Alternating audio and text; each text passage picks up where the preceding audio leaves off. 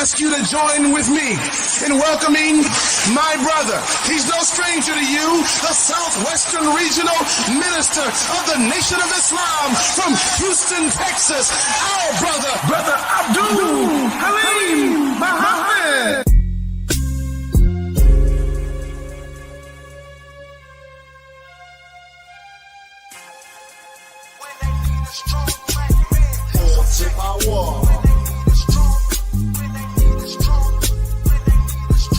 Cause I got force in power.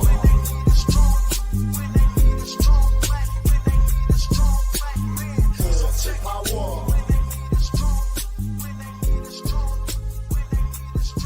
Cause we got force in power.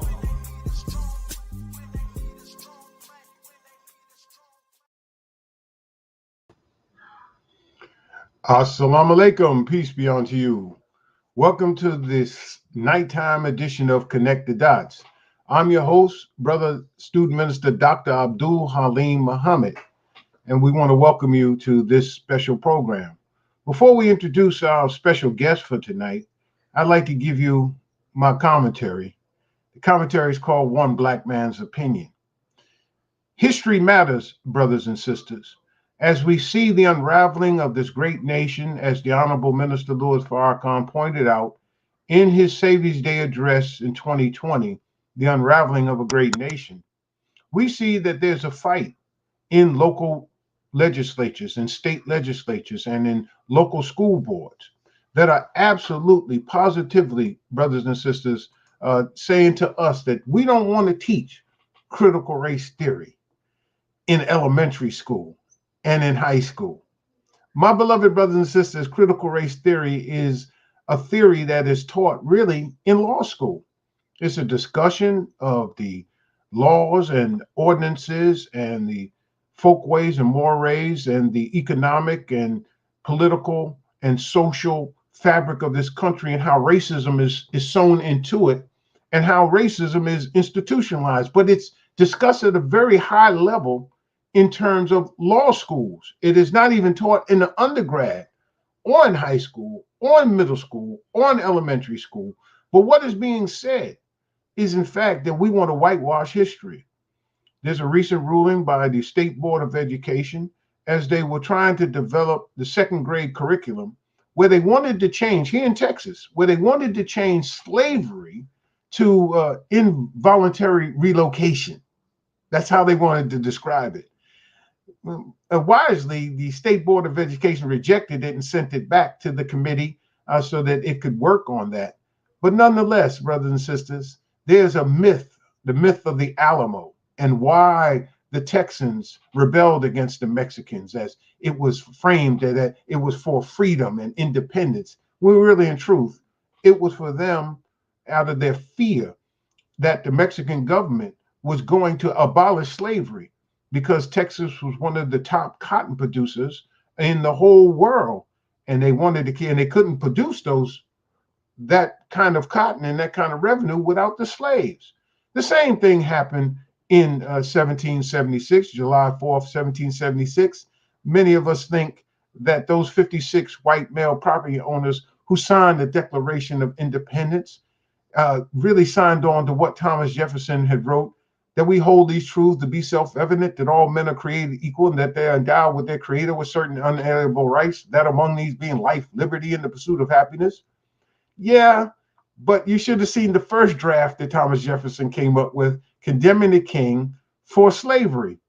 Unfortunately, what we don't know, and we're not taught in school, is that out of the 56 signers of that Declaration of Independence, 41 of them were slave owners. So why did they rebel? It is because England was going to, or they got an inkling of, that England was indeed going to abolish slavery. Now, the difference between what happened in England and what happened in America was that in England, when they abolished slavery, they paid the slave owners reparations.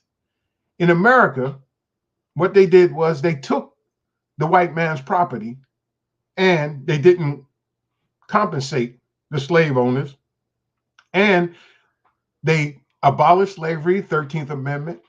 They gave us citizenship, 14th Amendment. They gave us the right to vote in the 15th Amendment. All of these are Reconstruction amendments for the freedmen, us. Okay, everyone else has benefited from them, but those three amendments were for us. Well, they did it without the southern states even being part of the Union at that time. So there's always been this resentment, and the Civil War never ended. The Civil War goes on to this day, and that's why this country is divided: red state, blue state, East versus West, the coastal communities versus the middle America. This country is divided, and as Minister Farrakhan said, partisanship will be the death of America. So, my beloved sisters and brothers, we have to know our history. And in the coming of Master Fard Muhammad, whom praise is due forever, on July 4th, 1930, he came to declare our independence. But we want to know, and we should ask ourselves as we reflect on his coming and his appearance and him raising up the most honorable Elijah Muhammad. And from the honorable Elijah Muhammad, there's Malcolm X, Muhammad Ali, Imam Warthadean Muhammad, and a host of others. And of course, our beloved minister, the Honorable Minister Louis Farrakhan. There is history that we have to embrace, because the question has to be, what is life, liberty, and the pursuit of happiness for the members of the original nation since the coming of our Savior, Master Fard Muhammad? So, brothers and sisters, that leads up to what I'm about to introduce to you, a sister who I highly respect. She's very intelligent. She's worked within the Nation of Islam's financial framework in the secretarial department. She is an entrepreneur. She is a historical preservationist. She is a real estate developer. She is an author. She is a brilliant sister whom I admire very much. And she's here to talk about the Sajdah House. Also, the bigger title is the Honorable Elijah Muhammad Historical House there on Woodlawn, where so much history has taken place. As I speak, I'm reading some of the old documents gathered together by Medina and her brother. The Medina is the daughter of Brother John and Sister Bernstein Muhammad. I'm reading some of the old documents from the 1930s. And of course, there are those who are thoroughly documenting, the research team thoroughly documenting the work of the Honorable Minister Louis Farrakhan. But there is a history that they tried to bury, that they don't want us to remember. And that is the accomplishments of the Muslims, of the Honorable Elijah Muhammad. Well, the sister that I'm going to bring to you, brothers and sisters, that I'm bringing to you right now, you're going to see her face. There she is. This is Sister Sajdah Wendy Muhammad, who has the mind of an entrepreneur. We're happy to have her on Connect the Dots. And as I end this commentary, I'm just going to say to you all, brothers and sisters, this is one black man's opinion. What's yours? So now, welcome to Connect the Dots, Sister Sajdah Wendy Muhammad. Assalamu alaikum, sister. How are you? Wa alaikum salam. I'm wonderful. Like I told you, I'm out here on the battlefield. All right. Talk about a battlefield. We are fighting for Islam, and we will surely win. Without Savior Allah, the universal king. You're right, my sister. Now, let's just talk about basically your background, and really, in truth, we'll get to the program and also the Donate and Sip 2 event that's coming up that's going to support the work that's going on with the Sajdah House. But we want to talk to you, sister, you know, with all of your background that I know, and you don't have to go through all your whole resume, your whole life story and all that. This isn't like a psychiatrist's couch. But nonetheless, I just got to ask you the question, you know, what made you take on such a project? Just love. Just love. Just love. You know, when you in love, you just do crazy stuff. I bear witness. When you're in love, you do stuff other people wouldn't do, and they wouldn't expect you to do. And then that love helps you hang in there when people talking about you and all that. So it's love. That's really, really what it is. It's my love for Allah, who I just love dearly. My love for the Honorable Elijah Muhammad and the Honorable Minister Louis Farrakhan, and that's the real bottom line root of it. It's love. So that kind of love, sister, that, you know, it goes beyond the Webster's dictionary definition of love, or Hmm. any synonym that we can think of, any words that really describe that kind of love. I would think of it along the line of, when the Greeks talked about their type of love, eros, which would be a physical kind of attraction, philos, which would be family or brother or sisterhood, and friendship. But then there's eros, this sacrificial, this uncompromised, this unconditional kind of love. Is that the kind of love you're talking about? It's all of that. It's Okay. definitely all of that, brother Harlem. Because here's the deal: the way I look at it is that if we don't fall in love and stay in love with this work, then we can't make sure that the work stays around. And I initially, and we talking about the house. I named the house Sajdah House because it's been my love for Allah that has sustained me, that has moved me, that has been my fuel as I've moved around the world as a businesswoman. People say, "Well, how'd you get this? Was it some person, some man, some this?" And I said, "No, it was on my forehead. That's how I got it, and that's how I lived, and that's how I had to live, and that's how I still live. And I want people to know that it works, and I don't want to see our history being rewritten, written off, altered. I think it's time for us to own and monetize our own truth. And so it's really that love that put me in a position to be able to do it, and put me in a position to be able to say, yes, Allah, I accept. Sister, some people may think that it's a crown, as I am observing. I can't even say celebrating 35 years in the ministry as of yesterday. I tell people all the time, yeah, you may think you want to be in my seat, but you don't want to pay that price. And just think about the price that the Honorable Minister Louis Farrakhan is paying to sit in the seat of our father, the Most Honorable Elijah Muhammad, and the price that he paid Yeah. to be the messenger of Allah in the midst of the most powerful nation on earth. Hmm. I gonna have to do a little. I guess we'll call this television and radio psychiatry. Get on the couch, sister, and tell us about the cross, uh, the things that you have to go to as you are striving for your particular crown.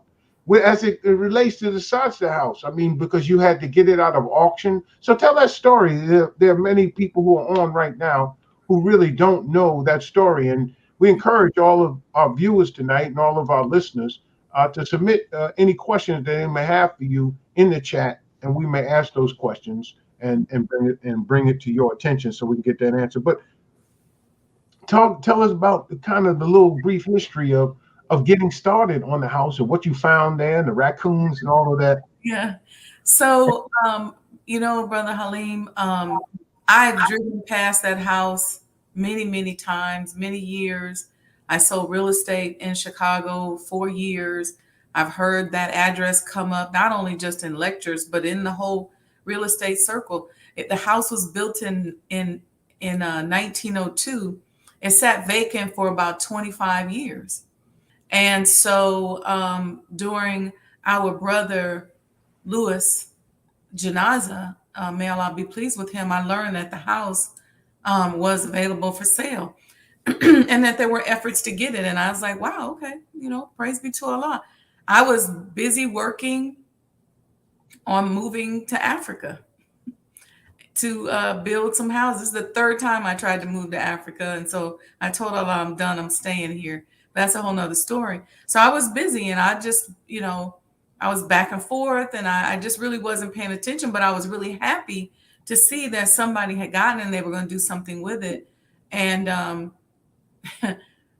one particular day, I don't even remember what date it is because it's all a blur. I came into my office and turned on the computer, and I subscribed to a lot of lists like foreclosure.com, auction.com, some of these private real estate sales sites. You pay like $1.99 a year and they send you alerts. And I got an alert that 4847 South Woodlawn Avenue was going to be going up for auction. And usually when you see that happen, that means the bank wants that property off of their books and they're ready to get rid of it. And so I got nervous. I was afraid to just close the email or close the pop-up. So I left it sitting there. And I just kept thinking, is this real? And I made some phone calls and some texts and got some conflicted information. And I was so nervous about calling. I had my brother to call because he sells real estate in California. And I said, could you just call, see what's going on? And don't tell him who I am, is what I told him. And he did, though. And they said, well, we don't want to talk to nobody else, Muhammad, about this house. Wow. And so my brother got angry. He said, well, this Muhammad is serious. He got all, jazzy with him, and they wasn't trying to hear it. And so when he called me back, I was vacillating with my business partner, and he was like, get the house, get the house. I was like, you don't understand. Other people trying to get it. I can't figure out if they got it or not. Is the bank lying? So there was just all this drama, all day long. And so then finally my brother was like, listen, ain't nobody got the house. The people said da da da da da, So yeah, I left the office, Brother Halim, early that day, which I rarely did because I was having what I thought was a headache, but it was like a buzzing in my head. And I went home and I just kind of flopped across the bed and took a Tylenol. And I was thinking, what was on my mind was, should I do this? What should I do? Should I do it? And I said, I got to be in Africa this weekend. I don't really have time. They're not being cooperative. They said it's 9 days or else. I kept logging into the site. I saw people registered, and the messenger appeared before me, and he didn't say anything. There was no conversation. There was no, there was none of that. It was just a look. He just looked at me, and I looked at him, and he looked at me, and I leaned up a little bit because I was laying down and looked, and he was still looking at me, but the energy between us. Well, I won't say between us, but the energy from him was, he pushed me. It was like he was pushing me, and it was like something that I didn't really want to do, or maybe I was a little afraid, but his energy was pushing me, but he didn't say anything. And then as I swung my legs up to kind of go, is this really happening? And then it just went away. And as I got up and went in the bathroom, I said, okay, I got to do this. I got to figure this out. So I said, okay, Allah, if this is what you want, I don't have time to get a loan. I'm going to have to go into my savings. I'm going to have to liquidate some stuff. I got to move some stuff around. This all has to happen in 9 days, and I have to be in Africa. So I got to figure this out. So fast forward, while I was in Africa, I had given power of attorney to my brother. I had to wire them $745,000. My brother closed on the house for me, and he FaceTimed me from inside of the house with my mother and his wife. And he says, sis, I don't know what you're going to do with this big old thing, but you got it. Because it didn't look very appetizing to him. But he was trying to be respectful. And at that time, he did not tell me that it was filled with raccoons. I learned that once I came back from Africa and I flew into DC, then I flew to Chicago, and my brother, funny story, my brother was putting the key in the door, like wrestling with the door because it was all stuck. And then he said, Walter. I said, who are you calling? He said, oh, that's the raccoons. That's what I named them, the Walters. He said, I'm just letting them know we in here.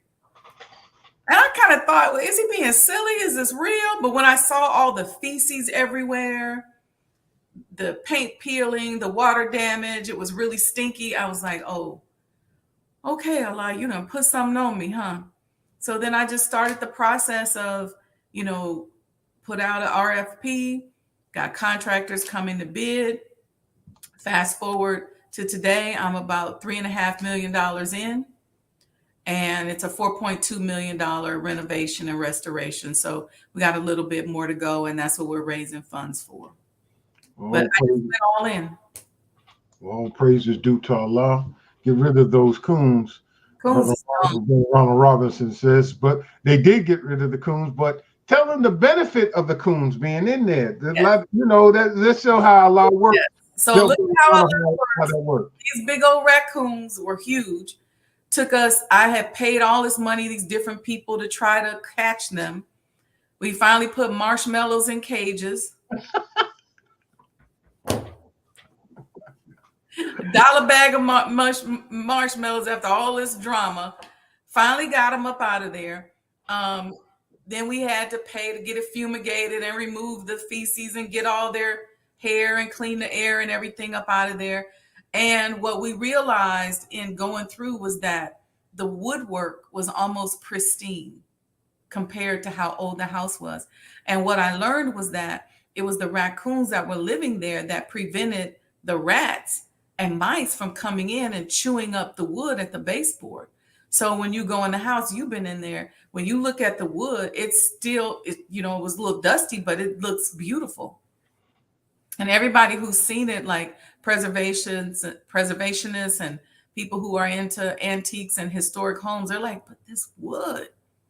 And as you know, wood holds energy, or you may or may not know, wood will hold energy up to 100 years. So as we started to clean the wood and wash it down and shine it and clean it up, you could really feel the spirit in the house come alive. Really came alive. So even so when you were there, you've been there twice, and the energy probably has changed. And now it's just so magnetic that you just would not want to leave when you're there. I think my brother said my biggest problem is going to be getting people to actually take the tour and moving them along, because they're not going to want to leave. My nephew, who he's 22 years old, he's not registered or in the nation or anything. He came to the house and he sat down. He said, "Auntie, I don't want to leave." He said, "There's something here." And he's a California boy, and it was cold. He said, I don't care. I don't want to leave. So that's just to give you an idea of how powerful the energy is in that house. And we have contractors who have their things where they say, no, I'm telling you, something's here. They can feel it. They can feel it. Yeah, everybody can feel it when you come there. You feel the presence of the Most Honorable Elijah Muhammad. You feel the energy of his work and his love for us and his love for Allah on a whole nother level. But what's interesting is, as you familiarize yourself with the energy of the Honorable Minister Louis Farrakhan, you can feel him too. That's how well he reflects the messenger and the God.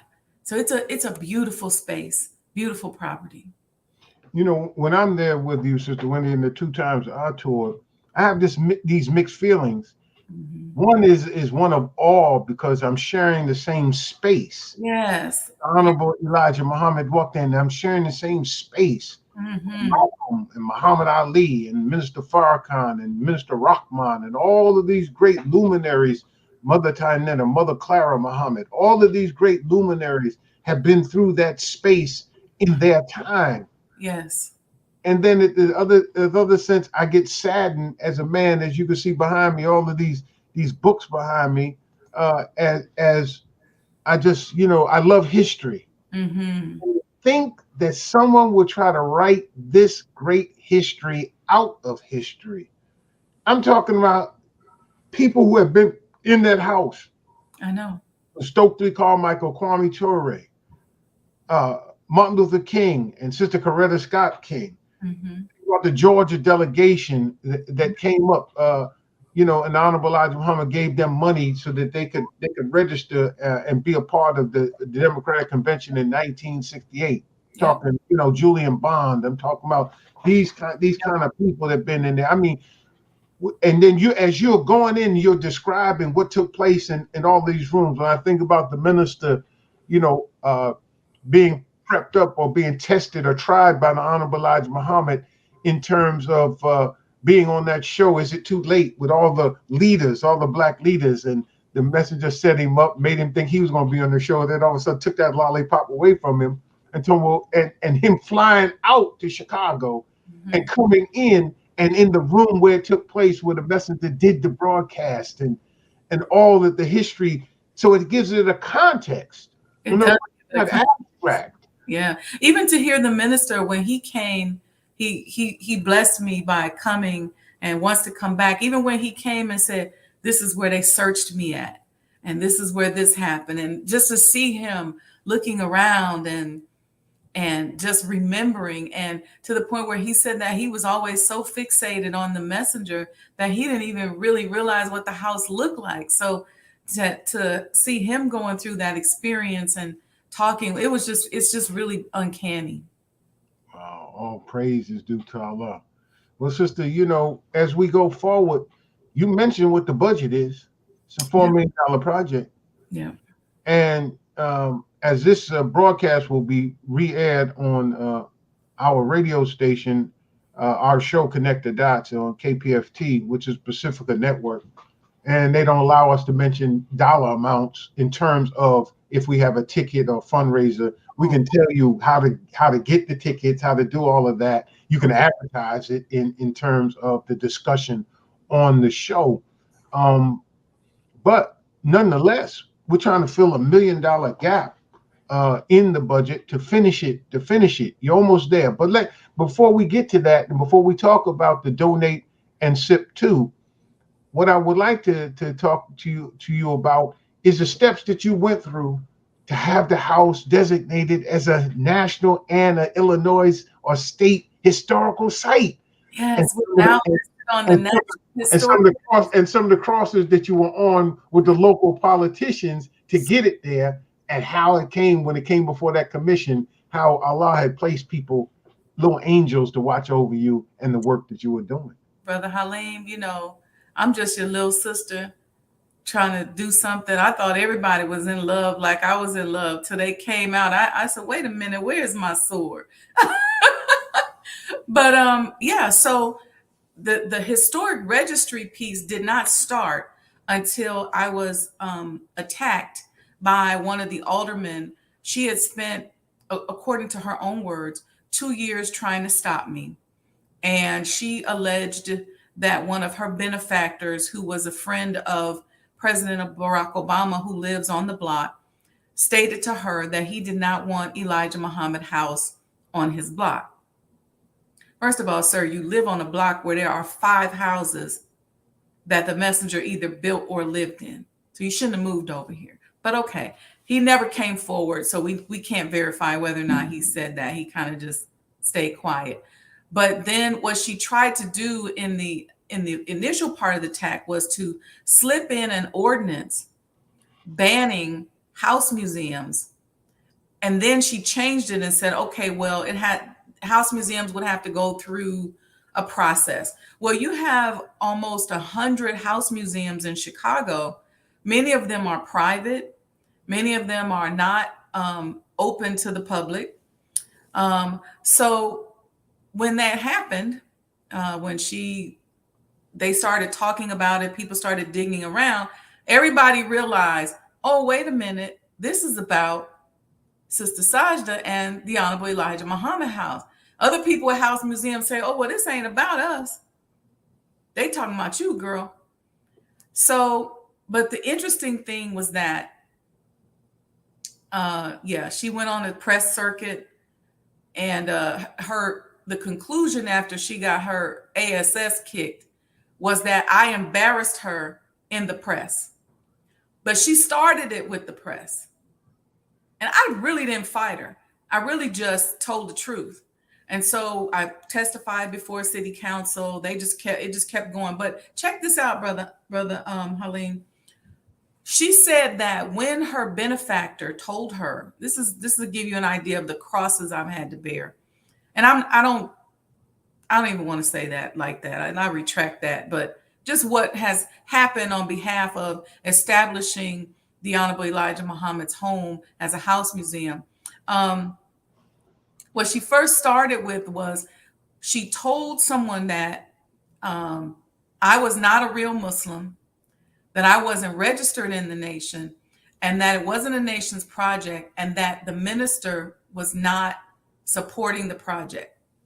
So when she felt like she claimed that somebody in our organization told her that, so she used that as fuel to attack me, because she said, okay, it'd be easy. I don't have to go up against the nation. But check this out, Brother Halim. The whole city came out for the Honorable Elijah Muhammad. When I tell you they went off on her, I'm talking about aldermen, congressmen from around the country, dignitaries from other countries, gang members, people with dreadlocks, white people, Italians, Asians, Indians. I mean, when I tell you they came out, not only that, the mayor's like, don't worry about it, Wendy. I'm gonna throw some cold water on this. We're not touching that. So before I could even really move, the city came out in conversion. Then she ended up withdrawing herself. But then I had to come with my receipts, had to get my original pledge card and my original Savior's letter and show some pictures. But here go another angel. Then the state of Illinois came to me and said, you all should pursue becoming on the National Historic Registry. I said, okay. So the step is you go before the city, Chicago Landmarks, then you go Illinois Historic Society, then you go National Historic Preservation. And I won't say what department, but as I was moving through this process, because this woman who was an alderman was stepping on my permits and trying not to allow me to move forward, there was one particular office that I had to call, and called that office. And the sister said, Assalamu alaikum, Sister Wendy. You used to be my orientation teacher. I got you. Then we went before the Chicago Landmarks, and there was a brother at the end who held up a hard copy, original copy of the Message to the Black Man, and a photo of all these ministers who were in the sitting room meeting with the Honorable Elijah Muhammad. He said, I was there. This is me. He said,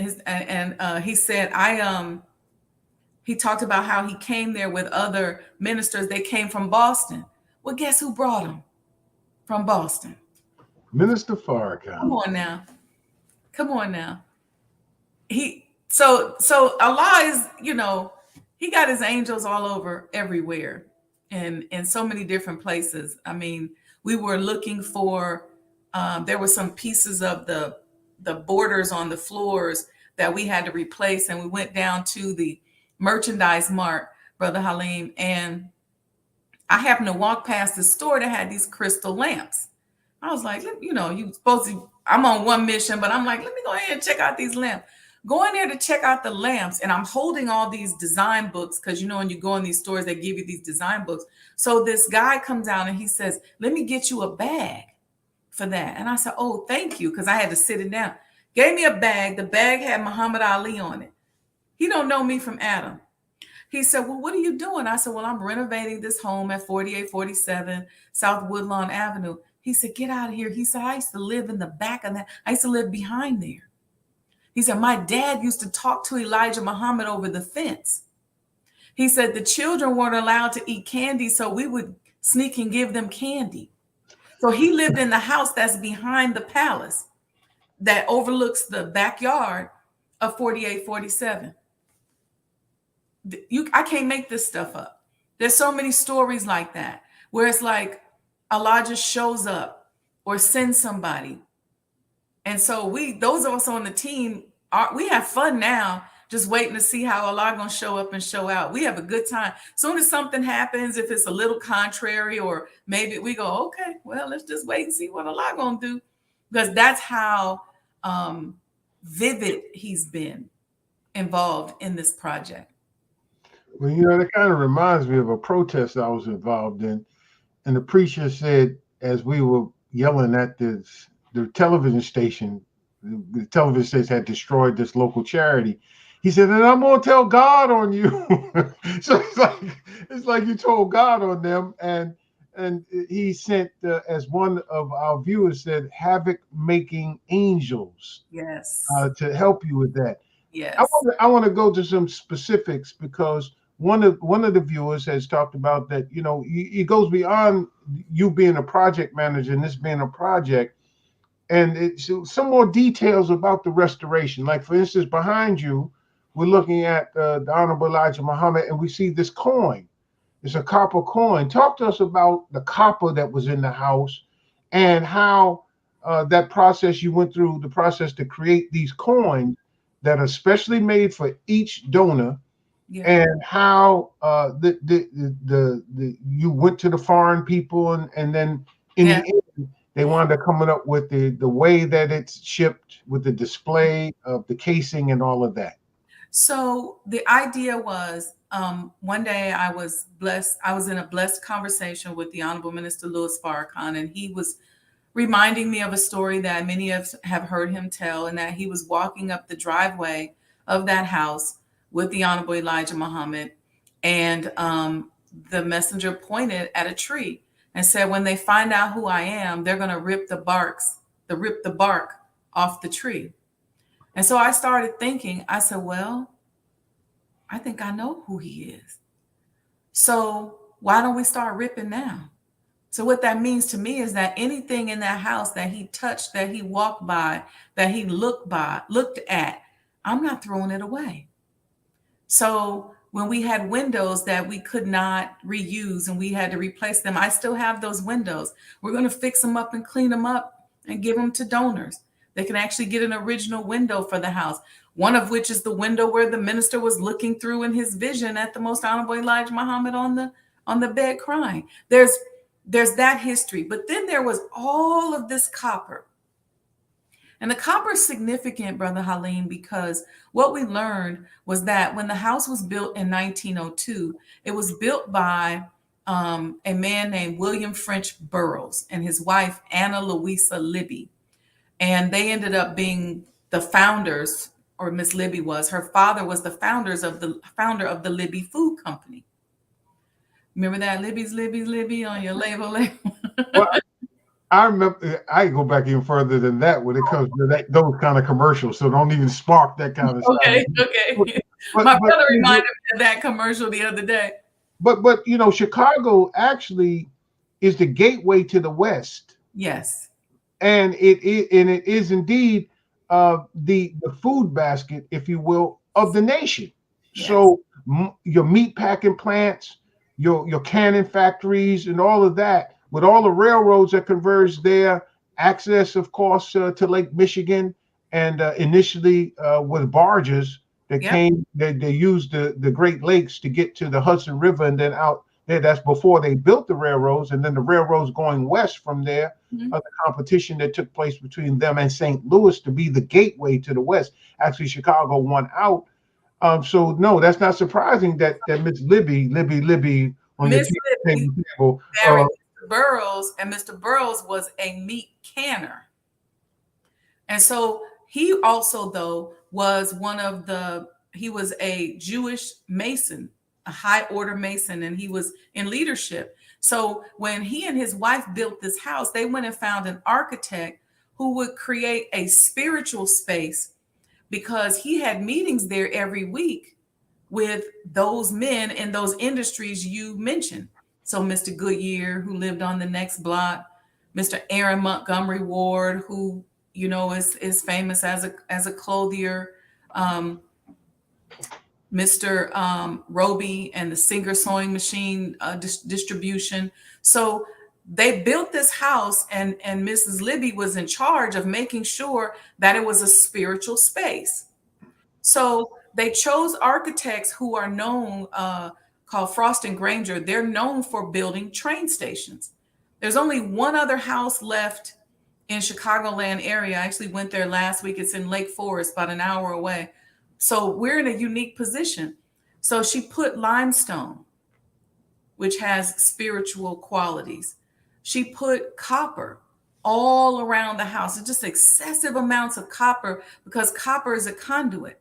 And she wanted her husband and his brothers, his brethren to oh, thank you, Brother Anthony. Yes, that you got to see that testimony. So she wanted her husband and his brethren to have a spiritual place and for it to be so spiritual that it would be productive. And that's what they did every week. They had these business meetings there. And so this copper and all of these other spiritual elements, I was like, I can't throw that away. Not only is it special because of how they did it, but then I started thinking, if the Honorable Elijah Muhammad's sitting here in this house and he's reflecting Allah and Allah is sending him messages and that energy is coming through the bricks, through the copper, through the window, we can't throw that away. So we then started, as we took the copper down, I started trying to figure out, okay, let me find somebody who can make a coin. And that took about 3 months because everybody would make a coin for me, but they said, we're not going to use your old, dirty 102-year-old copper. But I found a woman who said, I've never done that before, but I'll help you.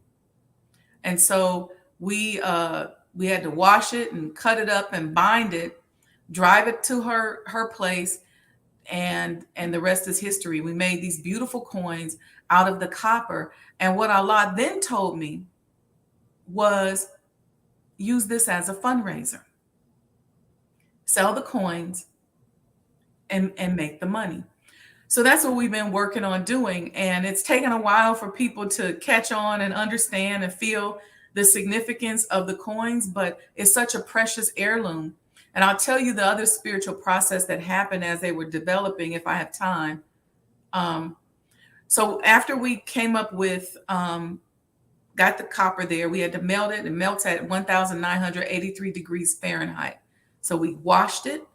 This is all spiritual. We washed it, we cut it, we bound it, and we melted it at 1,983, put it in a mold that was designed, and I included Brother Tori, Imam Sultan Rahman, myself. We came up with the design. Brother Abnar made the suggestion to put the house on the back, and got this design together. I had to tweak a bunch of things just to fit it all on there. And so we've got the 24 stars around an etched picture of the messenger. The front says, in the name of Allah. On the back, it's got an etching of the house. At the top, La ilaha illallah, there is no God but Allah. And at the bottom, it says, He lives. And when I got the coins, or we were getting the coins, they were about to be delivered. I started trying to figure out what the packaging was going to look like. So when I was playing around online and I found a company in China that made me these beautiful satin green boxes with gold on the inside, and you flipped it up and the coin fit in there, and it was so nice. And I was so excited about it. And I said a prayer and I said, Dear Holy Apostle, do you like this? I said, well, if y'all like it, I talked to the three of them. I said, if y'all like it, then make it plain, make it clear. If y'all don't like it, then just let me know if I'm going in the wrong direction. Woke up that next morning because, China's obviously on a different time zone. They had went up in price to $21 a box plus shipping. Altogether, I think that box was going to probably cost me about $30. And I said, I can't spend $30 on a box. And I said, okay, if y'all don't like it, then I don't know what else to do. So y'all got to show me what y'all want. So I called up the woman called me who was making the coins. She said, do you have your packaging yet? And I said, no, I can't go into this whole thing where I'm working with the messenger and blah, blah, blah. And she said, do you want them graded? And I said, what's that? I kind of sat up like, well, what's that? She said, well, it's a process that they only use for minted coins, which means coins that are going into circulation. She says, so this wouldn't be a minted coin, But each coin would be graded by the international coin graders, and we would grade your copper to make sure it's 100%. Each coin will have its own registration number, and it can go down in history as an heirloom. And it's not quite minted, but it will kind of have a minted, what word does she use? Like a minted-ish process later on as people are trading them. And I said, oh, the Holy Apostle, I'm thinking you wanted this like as a little cute little thing. You giving me a sign about some currency. And then at that time, Goldman Sachs started coming out saying copper is the new gold. Copper is the new oil. Now we got all these electric cars. They need copper. Copper is going to go up. They're chasing down the cobalt. Well, all that's in this copper that was graded. So that is how I got to where it was graded and becomes a graded coin. We made about 100 in pendants, but most of them, the other 1,200, are the graded coins, since I felt very strongly that that was what the messenger guided me to do. And so these coins are very, very special. You got to get one before supplies run out, because the other beautiful thing about the coin is that it has a number on the back. And you're going to need that number if you have a certain level of membership, because you'll get an NFT, and that membership will give you access to certain things in the house museum once it opens. I got my coin. Yes. Praise be to Allah. we want to do that. So we're about got about another 13 minutes left of this our broadcast. So now what we want to talk about now, dear sister, is I want to talk to you about the Donate and Sip 2 event that's coming up, and non-alcoholic wine and this, that, and the other, and I'm sure we have very puritanical people among us, and some may say that wine is the gateway to other stuff and this, that, and the other. But the truth of the matter is, a Salam restaurant serves non-alcoholic beverages. There's such thing as virgin daiquiris. I had one today. Virgin pina coladas. Yeah. And there's wine that is not fermented, and even in some cases beer that's not fermented. But to set that aside, what we're talking about with this Donate and Sip 2, talk about the entrepreneurs that own that, and tell the people that when they come, they can get something that a lot of people don't know about. They've heard of the bean pie, but they didn't hear of the Sajdah Muhammad bean pie ice cream. I know. Talk about that. Man, okay. So, as a business developer and a business consultant, I'm all about us creating our ecosystem as Muslims. And so when I do business, I try to create partnerships or some kind of avenue where other people can win and get in front of customers or checks or whatever. And so in this particular case, with the Black Muslim Business Directory, that's a whole nother thing. One of the members is Magnolia Crescent Orchard and Non-Alcoholic Winery. And so we were talking as I was interviewing them, and then we were talking about how they were doing these cake and sip events throughout the South. And I said, well, let's do Donate and Sip. And you all bring your non-alcoholic sparkling teas and non-alcoholic wines up to Chicago. Let's have people come and do a tasting. We'll promote your business. And even when we serve dinners in the house, we can serve your sparkling teas and non-alcoholic wine. And so that partnership then led us to the first Donate and Sip, and this is Donate and Sip 2, but this time we're going to be in the back of the house, back of 4847 South Woodlawn, in what we call Elijah's Garden of Peace, because it's so peaceful back there that it feels like time stands still. And the significance about that is that after dinner, the messenger would often walk around back there with his hands behind his back, just thinking. And so that peaceful, strong, peaceful energy is still back there. So Brother Anthony and Sister Karima have been our partners on this, and we're going to continue to partner on events. And so they're going to bring their products up. You get to sip, you get to taste, you get to donate. Don't get to sip and then forget your checkbook. Bring your checkbook so you can get your coin and make a donation. If you're not there, the stuff is scrolling across the bottom where you can make your donation or get your coin. In addition to that, we just found out that the Sajdah bean pie ice cream is going to also be there for the first 50 people. That's another one of our partnerships with Shawn Michelle's Homemade Ice Cream, Brother Yaya and Sister Nataki. It is actually their wedding anniversary, and they're opening their new second location. So they won't be there, but their ice cream will be there. And the Sajdah bean pie ice cream was developed by Brother Yaya, and he blessed me so much because he said it makes sense to infuse the bean pie in an ice cream for you because of the way you infuse the teachings and everything that you do. And so that ice cream is divine. And I'm not really a sweets person, but a lot of people love that Sajdah bean pie ice cream. And so that's another thing that we'll be serving, inshallah, at our dinners at the house. And, the hope is that the restaurants and everybody picks it up because we want to share our culture.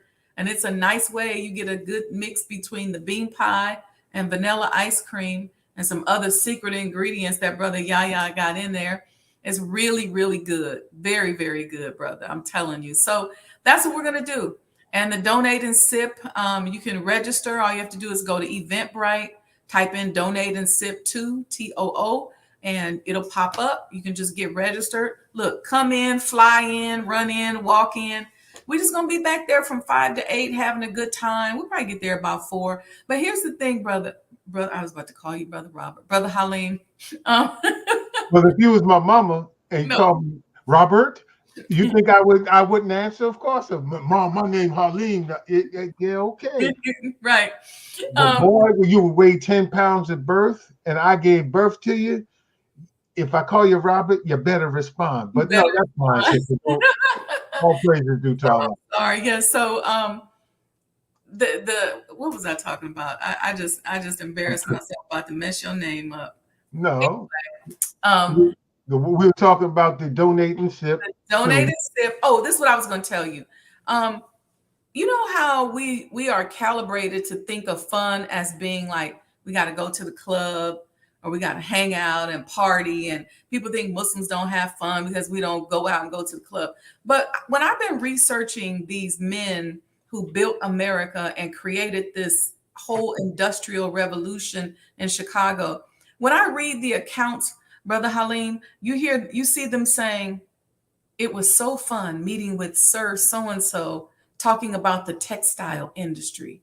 Or it was so wonderful at the meeting where we were building the meat packing industry. It was so fun at the merger of Oscar and Meyer that was held at 4847 South Woodlawn. So their idea of fun was building businesses, networking with one another, connecting one another, and converging down on one another's businesses to solve problems and to scale and to really help themselves solidify themselves here in America. And I said, well, you know what? Y'all come on July 9th, 5 to 8 p.m. and let's us start doing that. Let's start having fun, getting together. We can sip some non-alcoholic wine and have a little ice cream and just chill back there and network with one another and get to know each other and support the completion of the house. And I've been telling people, some people say, I wish I had $1,000. That's okay. If you got 100, then find 10 other people that got 100. Then there go your 1,000. That's right.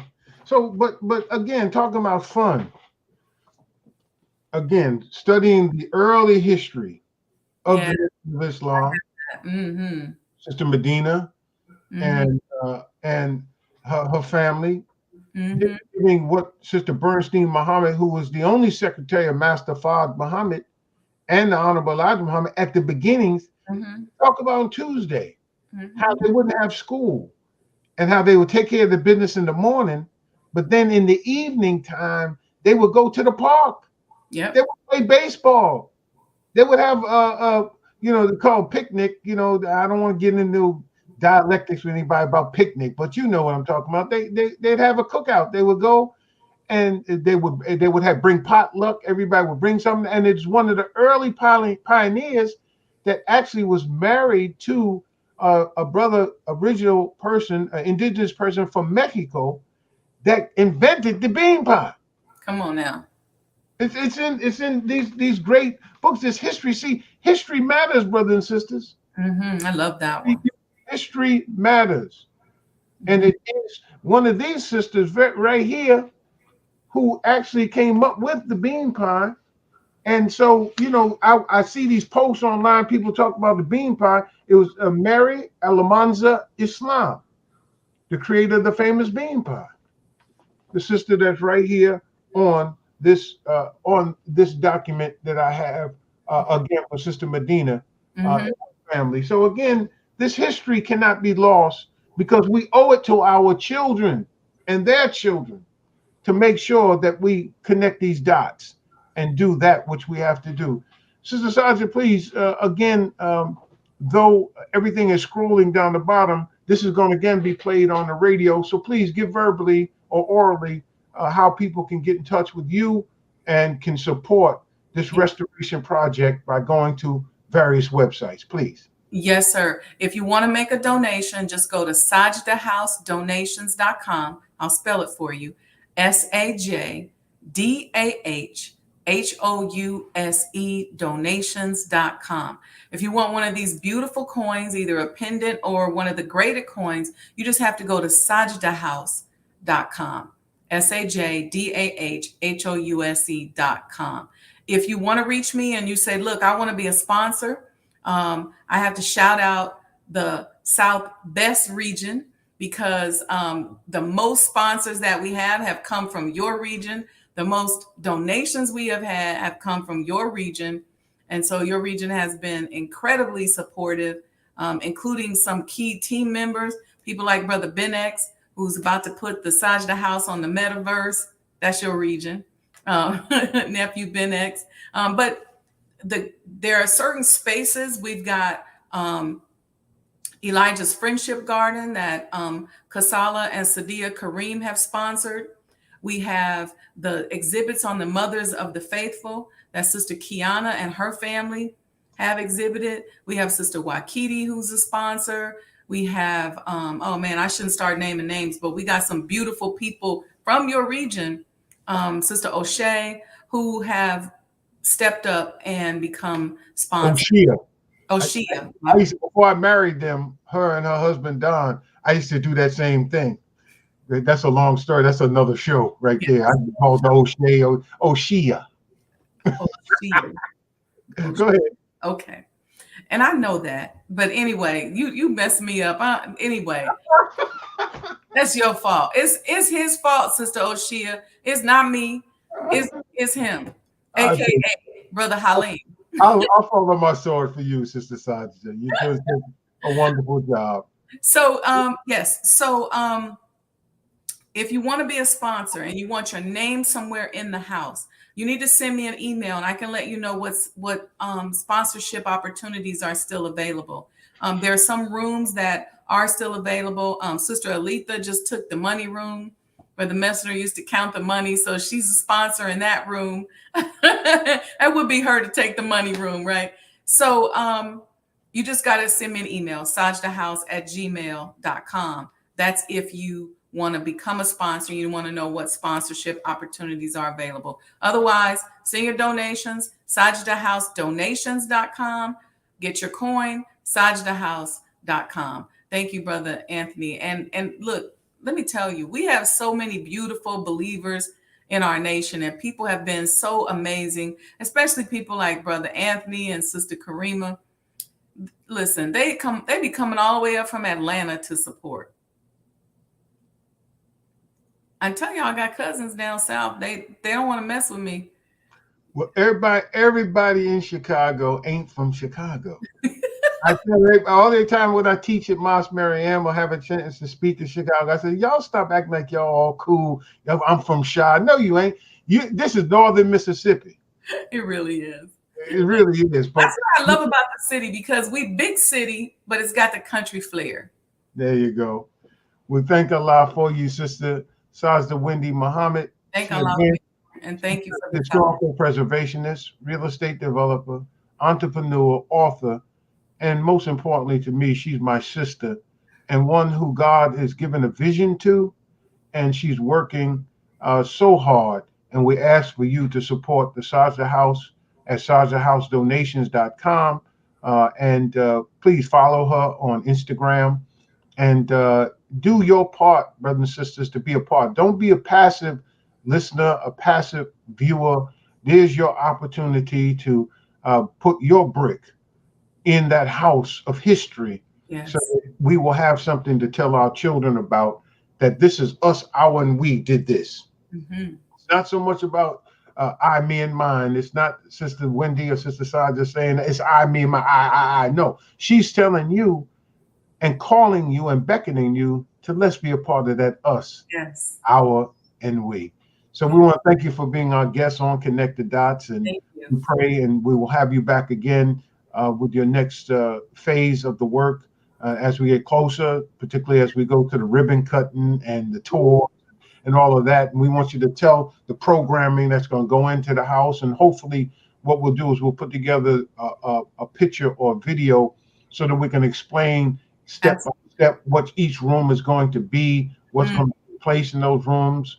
And the people will be able to get the vision that God has given you. And you have shown us as you toured. I've toured the house twice, and I'm never bored. I say, I can't wait to go back again, because she's always doing something wonderful. So we thank you, my sister. And we, Thank as always, on Connected Dots, nighttime revision, nighttime edition. I want to thank all of you for viewing in. And there's two things I want to say to each and every one of you. If you would make a donation to our sister in the Sajdah House, and as we watch the unraveling of a great nation, as I stated in my One Black Man's Opinion commentary before we started, and you want to go back and you want to review Torchlight for America, but you know it's out of publication. If you put your email address in the chat, I will send you a PDF copy of Torchlight for America, because you should read that book again. Forget the statistics, which may be dated. The principles that the minister wrote. As we come up to the 30th anniversary of Torchlight for America, brothers and sisters, listen to me well, because they did not follow this gentle word from the modern day Moses and Aaron. We see the consequences taking place. Get that Torchlight for America. And if you don't have a copy of it and would like a copy of it, put your email in the chat, and I will make sure that you get a copy of that, and for supporting this show and for supporting Sister Sajdah Wendy Muhammad. So we'll give Minister Farrakhan the last word, as we always do. Yes. Until next time, my brothers, my sisters, may Allah bless you, may He keep you, as I greet you all in peace. Assalamu alaikum. Wa alaikum salam. The enemy is upset with the fact that the Nation of Islam is here, and we continue to make progress in spite of the opposition. So we are living in the time of the unraveling of this great nation. Now, this subject matter has a double meaning.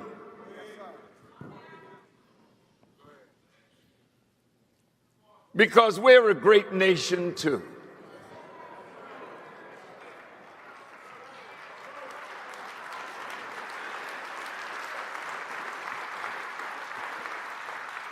When I was in Iran, I asked the question, based on the Quranic verse, Allah says, "You are the best nation raised among men. You enjoin good and you forbid evil." That's the description of the best nation. I was in Iran. I said, "Are you that nation?" Saudi Arabia, are you that nation? What nation do you know that forbids evil and indecency and enjoins good and has not won through violence and the murder of anyone? What nation?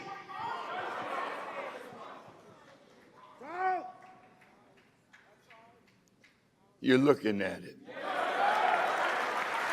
This is the best nation.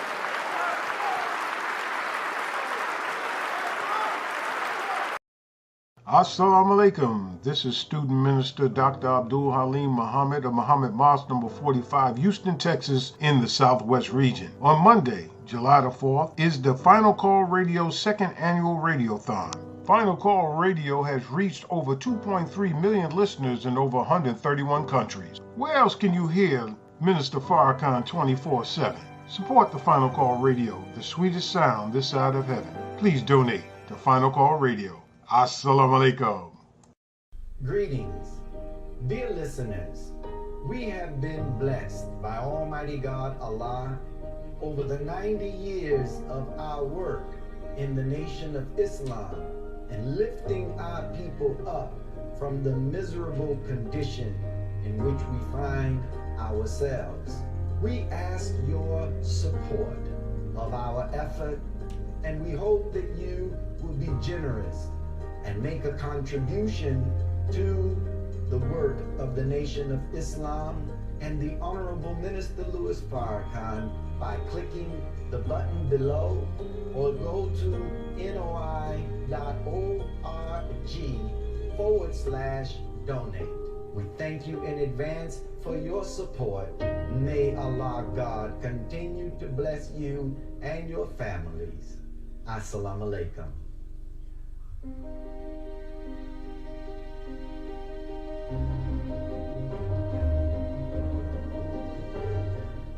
Now you can get the same uncompromising truth you've come to expect from the Final Call newspaper on all your connected devices. Subscribe to the Final Call digital edition today. Go to subscribe.finalcalldigital.com.